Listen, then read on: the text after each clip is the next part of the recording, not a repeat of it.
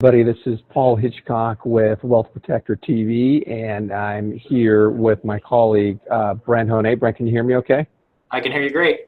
Great to have you on. We're with BarthCalderon Asset Protection Estate Planning Firm, and we're just going to jump right into this. This is a critical story. I'm sure most of you have heard about it. It's Aretha Franklin passed away, the Queen of Soul.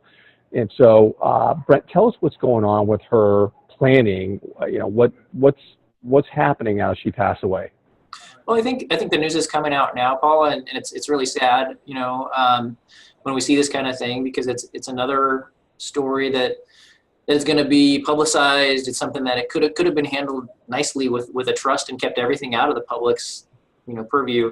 But it appears that at this point that she passed away without having a will or trust.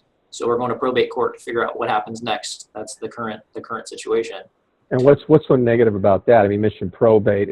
What's the deal with probate? Well, when you hear us talk about probate a lot, it's just, to us, it's kind of a bad word. It's that process we go through if we haven't done any planning, or if we just have a will. That often drives people right to the probate court. Right. And in Aretha's case, it looks like she didn't have a will, and was died in Michigan. So she's going to go through the Michigan probate system. More than likely, her kids will end up inheriting, but it sounds like one of her kids might have some special needs issues, and if that's the case, that's going to be problematic as well, because again, another lost opportunity. With some proper planning, through a trust, there could have been created a special needs trust option for that individual, so that they're covered for life and can still, not get kicked off any aid that they're getting now, which might be the case. Yeah, you mentioned that offline, that said, special needs kid without planning like this is going to be kicked out of aid. So with proper planning, you can kind of guard that scenario. Yes, of course. So the thing is, good planning would have looked like this. If Aretha had spent a little bit of time with an attorney and created a good plan to protect the family, that would have been great. She had an opportunity to leave money in trust for her kids, in such a way that it would be protected for their lifetimes, so that the money couldn't get sued away, couldn't get divorced away, and whatever's left would then continue in her legacy to grandkids and keep on rolling.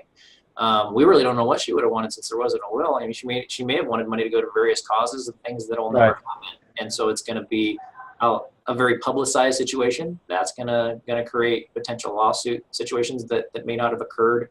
It's going to take a lot of time, and it's going to take a lot of money, all of which could have stopped by doing a planning session and creating a nice estate plan. Let's say she just wanted to do the basics, which would be better than doing nothing. What would be, very quickly here, the basics of an estate plan that would have helped her out? Yeah. So she should just have a basic, revocable living trust for the family. Spending a little bit of time talking about, here's the family members that I have, here's the issues that are going on, and here's what I'm a little bit worried about when I'm gone. Can you, Mr. or Mrs. Attorney, can you help me to figure out how I should best protect them? And could have had a strategy session on how to create trusts for all of these kids, lifetime trusts, so that they're protected and money could still flow out to them when they need it and for the right reasons. That would have been a good part of a good step right there, creating that in conjunction with the will. What would go along with that? You said a trust and the will, and the power of attorney. So trust, power of attorney, trust, will, power of attorney, healthcare directive.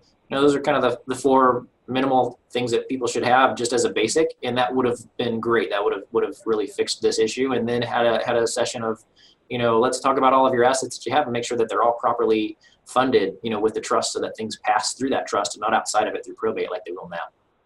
It always amazes me when somebody of her fame and her wealth doesn't have the planning. And I guess I kind of read about her attorney who was trying to get it done, but it just seems crazy. I think she had 3 or 4 kids, and there's relatives coming out of the woodwork, and it's just, these things are unavoidable, but it's still jaw dropping. She didn't have it. To me, it's really sad, and I think that's really the point that I want to make here is, you don't have to be a celebrity for this stuff. It isn't going to be even a bigger deal here, just like it was with Prince, because it's going to be all over the news. You kind of go, how did this person not have this? But it happens all over the place, Paul. So I think the biggest issue is, I think her attorney had mentioned somewhere that she knew she needed to do this, but she didn't get around to it. And that's the most common thing, that people always think, I'm going to have time, I'll get to that.